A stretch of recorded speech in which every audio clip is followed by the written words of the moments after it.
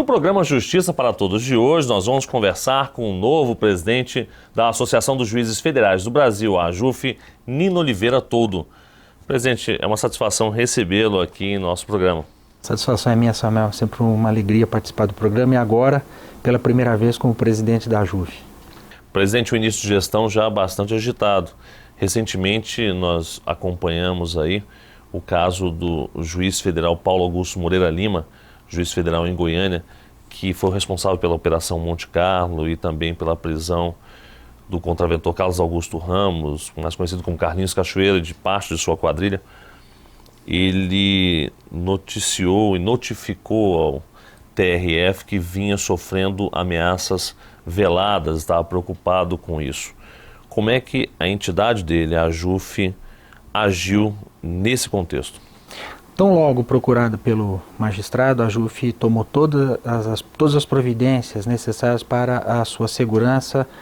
Nós, quando ele veio a Brasília, o acompanhamos ao Conselho Nacional de Justiça. Antes disso, entrei em contato com o Departamento de Polícia Federal, conversei com o corregedor que nos garantiu que toda a segurança, todo o aparato de segurança necessário ao magistrado seria fornecido 24 horas por dia.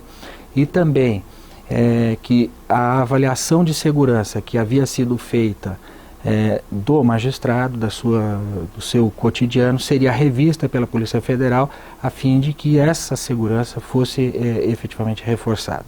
A AJUF tem grande preocupação com isso, deu a ele toda a assistência e está dando e dará toda a assistência que ele precisa. É importante deixar claro que qualquer ameaça a juiz é um fato grave, porque uma ameaça a juiz, à magistratura, é uma ameaça à democracia, é uma ameaça à sociedade.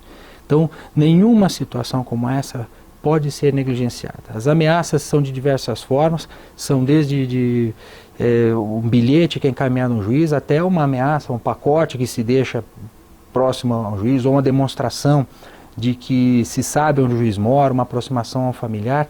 Aí essa avaliação do risco dentro da ameaça é feita pela Polícia Federal e sempre com acompanhamento dos tribunais, e a AJUF sempre vai acompanhar isso tudo. Presidente, mas para o juiz tomar uma decisão extrema dessa, de procurar o seu tribunal e até pedir para sair de um caso desse, é porque ele não vê só a condição física dele sofrendo ameaça. Ou são outras coisas também que são envolvidas, como muitas vezes a própria família, né? Sim, sim. O juiz avalia. A ameaça, é bom esclarecer, a ameaça ela é subjetiva.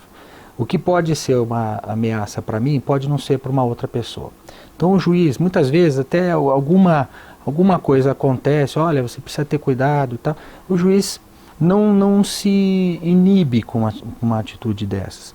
Mas à medida que isso se torna constante, ou que há uma demonstração clara de, por exemplo, de conhecimento do cotidiano, da rotina do magistrado, aí isso vai se elevando em grau de seriedade.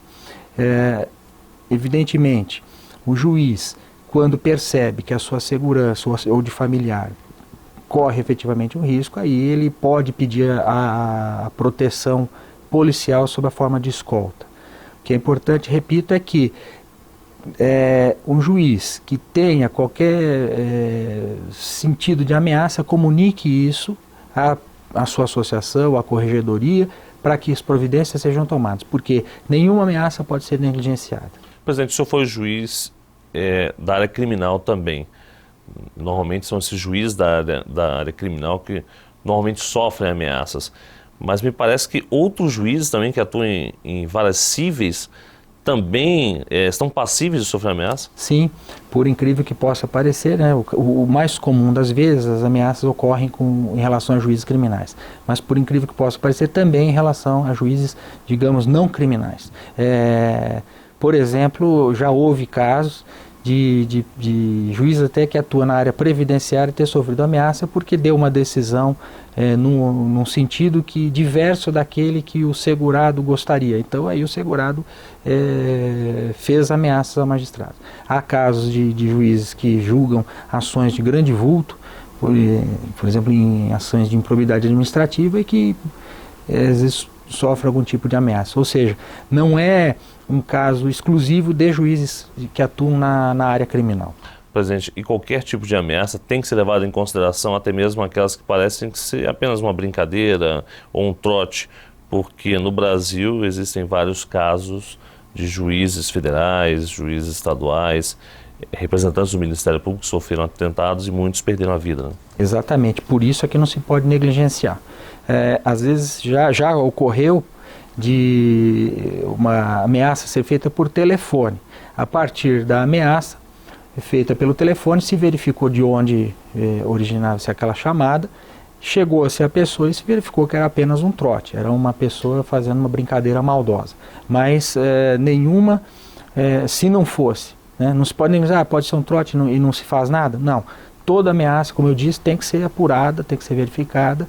E aí, quem faz essa análise é a polícia, no caso da Justiça Federal, a Polícia Federal, que é acionada e faz toda a verificação, a cadeia de acontecimentos, e avalia, junto com o magistrado, a situação de risco e o grau de risco que essa ameaça oferece.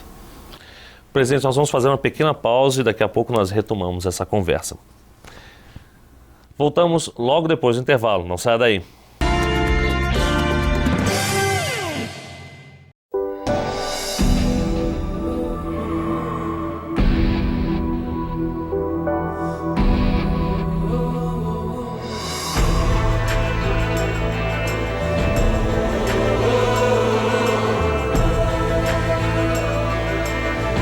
Caixa, mais que um patrocinador, o maior incentivador do esporte brasileiro.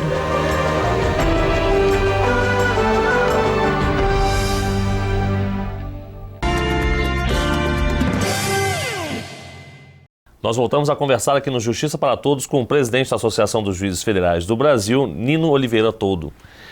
Presidente, nós falamos no bloco anterior sobre a questão das ameaças aos juízes federais. Ameaças também que são sofridas por juízes estaduais, representantes do Ministério Público durante a sua atuação, que muitas vezes desagrada, sobretudo, o crime organizado.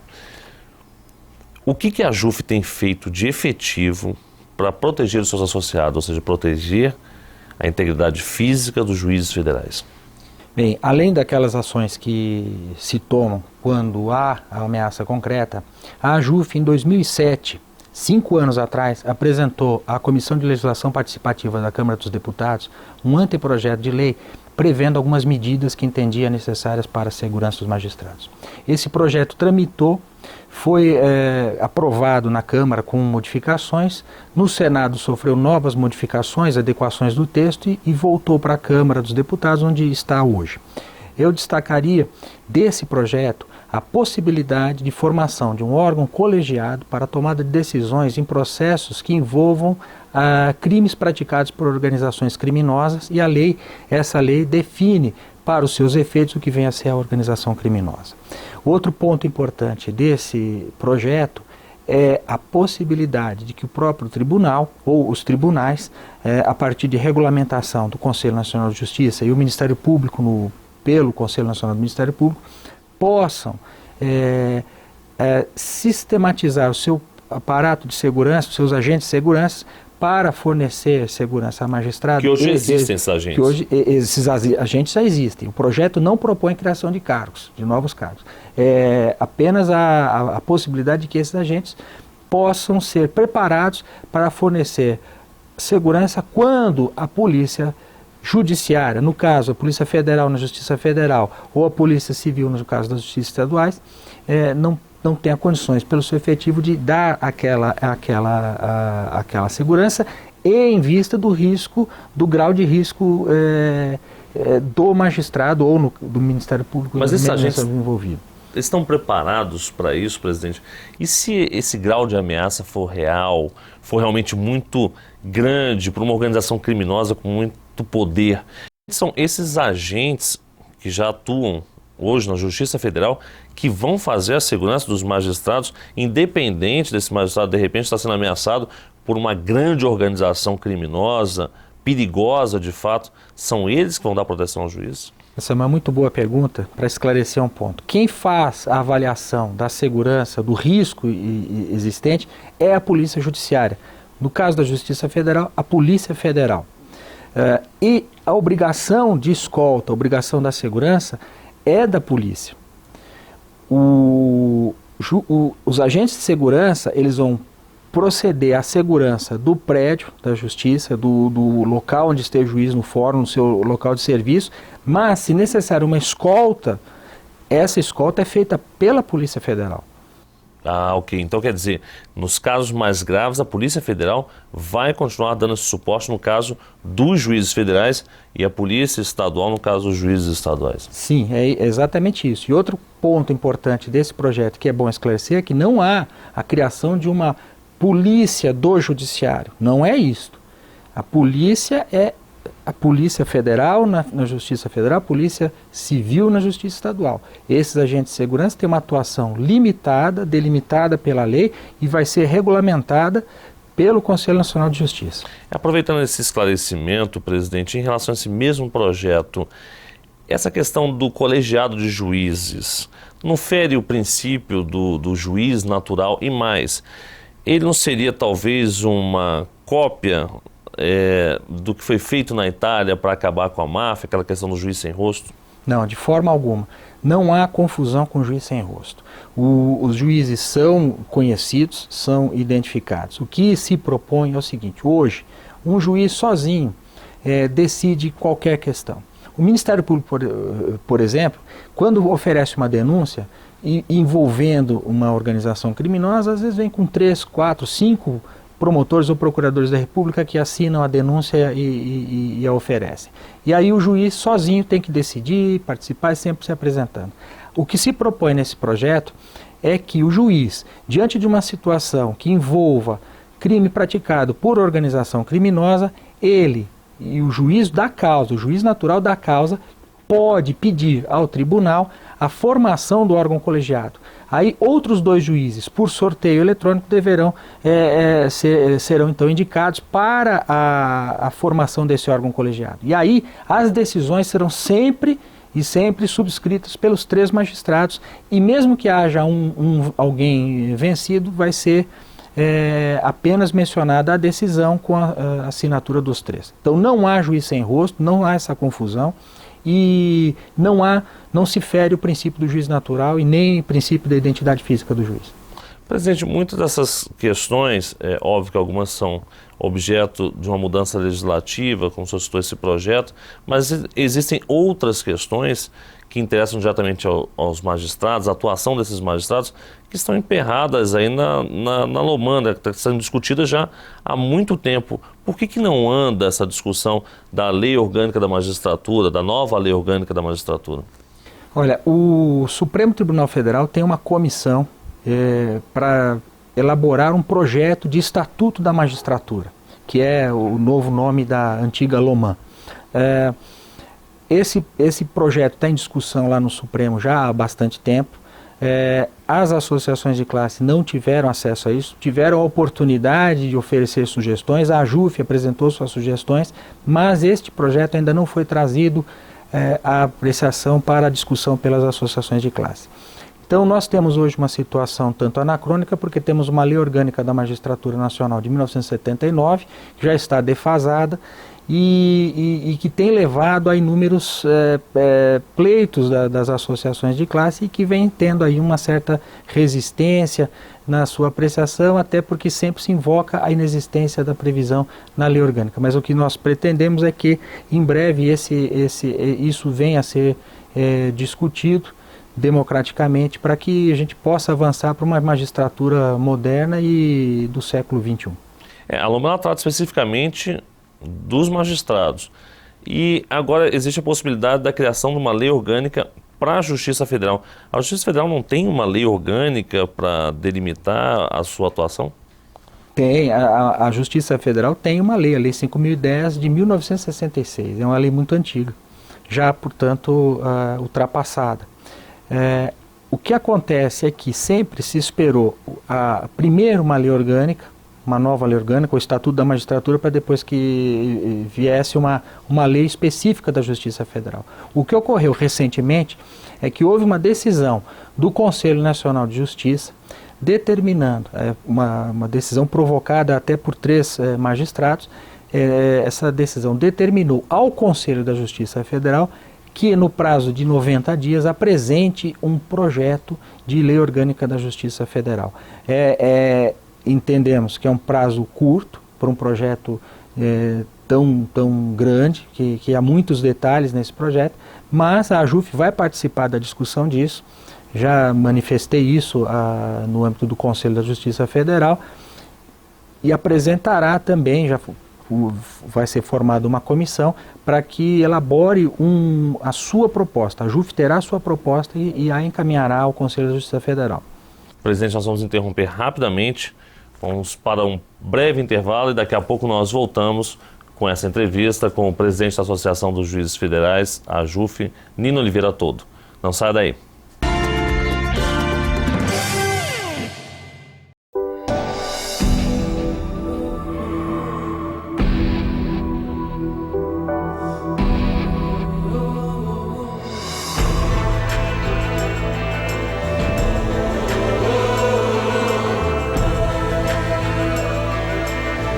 Caixa, mais que um patrocinador, o maior incentivador do esporte brasileiro.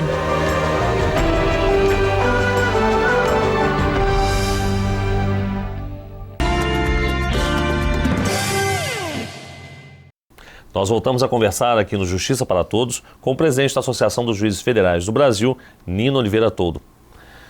Presidente, nós falamos no início do nosso programa que o senhor começou a sua gestão de uma maneira um pouco agitada, com algumas preocupações, mas esse início de gestão também foi marcado por alguns resultados bastante positivos para a carreira, para a magistratura e para a AJUF, sobretudo, como, por exemplo, a aprovação da criação das turmas recursais nos juizados especiais federais, que já era uma bandeira antiga da entidade.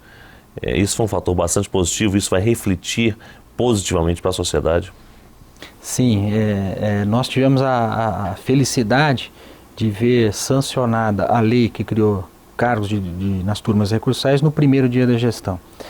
Espero que essa felicidade se estenda ao longo dos 2 anos com diversos resultados positivos para os associados e para a sociedade. E como esse caso, a criação de cargos nas turmas recursais vai permitir uma melhor estrutura das turmas recursais e com isso que se tenciona é uma maior celeridade no julgamento das causas em segundo grau nos juizados especiais federais. Mas, presidente, falando especificamente dos juizados especiais federais, eles foram criados com o objetivo de ser uma justiça mais rápida, séria, que atendesse principalmente a classe mais baixa da população. E o que aconteceu foi o contrário.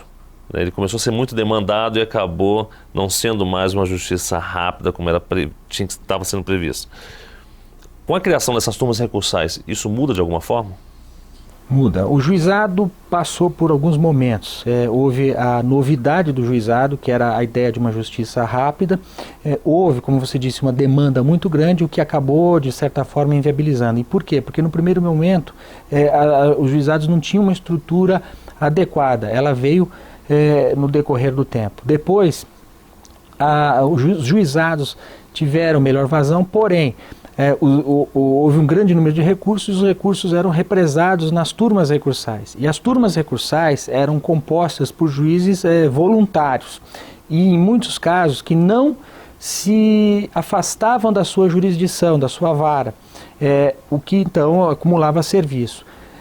Com a criação desses cargos, o que vai acontecer é que juízes vão ser titulares de cargos de turmas recursais. Ou seja, o juiz vai ter uma situação permanente nas turmas recursais. A tendência é que, com o tempo, haja julgamentos mais rápidos e, com isso, uma vazão melhor dos processos, alcançando aquele objetivo de interesse da sociedade de ter uma justiça rápida e eficaz.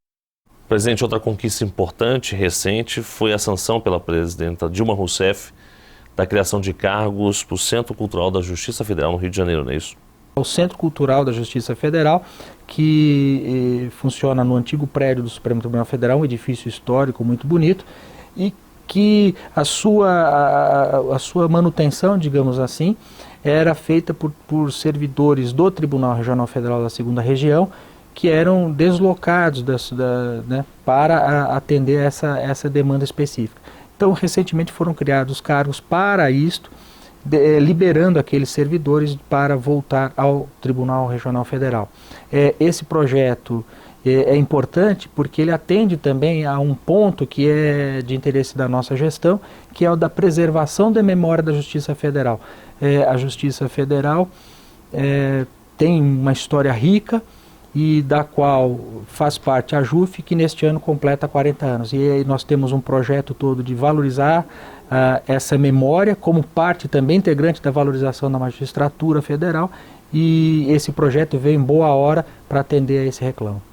Presidente, outra questão importante que ainda está em tramitação no Congresso Nacional e que vai refletir positivamente na vida da população e também para a magistratura é a criação dos novos tribunais regionais federais e, sobretudo, a ampliação do número de desembargadores dos tribunais já existentes, não é isso? É isso, nós temos duas frentes aí de trabalho. Uma é a da criação de novos tribunais, já temos a PEC 544 tramitando na Câmara dos Deputados, aguardando votação, aguardando inclusão na ordem do dia no plenário, e temos a necessidade de ampliação de tribunais. Essa ampliação ainda se encontra no Superior Tribunal de Justiça. Houve a sessão de votação da proposta, mas um pedido de vista do ministro João Otávio de Noronha fez com que não fosse concluída essa votação ainda. Mas nós temos certeza de que isso acontecerá no decorrer deste ano, e serão criados novos cargos, que, como disse antes, no caso das turmas recursais, a 2ª instância estava congestionada e a criação tende a levar a aceleração dos julgamentos. A mesma coisa vai acontecer na justiça ordinária federal, que é pela criação de novos cargos. Isso possibilitará que o congestionamento que hoje existe na 2ª instância diminua significativamente, com tendência a zerar. Presidente, então quer dizer que o resultado prático, tanto da ampliação quanto da criação dos novos TRFs, já de imediato, é a agilidade da tramitação dos processos, sobretudo na 2ª instância, onde hoje param milhares de processos, milhões de processos que estão lá represados pela falta de condição material, seria isso? É isso. Hoje há tribunais mais congestionados do que outros, mas a ampliação da 2ª instância é fundamental para que haja agilidade nisso. Hoje, para atender a essa grande demanda, os tribunais se valem de convocações de juízes. E isso prejudica a 1ª instância. A proposta de ampliação que é necessária é que, havendo novos cargos, ampliando-se a 2ª instância, possa haver maior agilidade no julgamento, inclusive pela especialização de turmas nos tribunais, que hoje há uma demanda grande disso. Há tribunais que não têm, por exemplo, turmas especializadas em matéria criminal, e isso é de fundamental importância. Presidente, infelizmente nós estamos chegando ao fim do nosso programa e eu não poderia deixar de perguntar sobre uma das suas promessas ainda de campanha, de retomar um trabalho que a JUF fazia e ampliar também esse trabalho ligado às questões sociais, um trabalho mais voltado para a sociedade brasileira. Como é que o senhor pretende fazer isso? Nós já temos diversas ideias em vista. É fundamental que haja essa participação da magistratura federal em projetos de interesse da sociedade. Já conversei com diversos setores do poder público e também no âmbito privado, para formarmos parcerias que visem a trabalhar os juízes e mostrar à sociedade que os juízes têm sua responsabilidade social, têm interesse em participar ativamente de projetos que gerem ganhos para a sociedade. Ok, eu conversei aqui com o novo presidente da Associação dos Juízes Federais do Brasil, Nino Oliveira Toldo. Presidente, mais uma vez, obrigado pela sua participação aqui no Justiça para Todos e espero recebê-lo aqui outras vezes e desejo muito sucesso ao longo de sua gestão. Obrigado, Samuel, obrigado a todos e estarei aqui sempre que convocado. É um prazer estar aqui. Obrigado. E o Justiça para Todos de hoje fica por aqui. Obrigado pela sua companhia e até o nosso próximo encontro.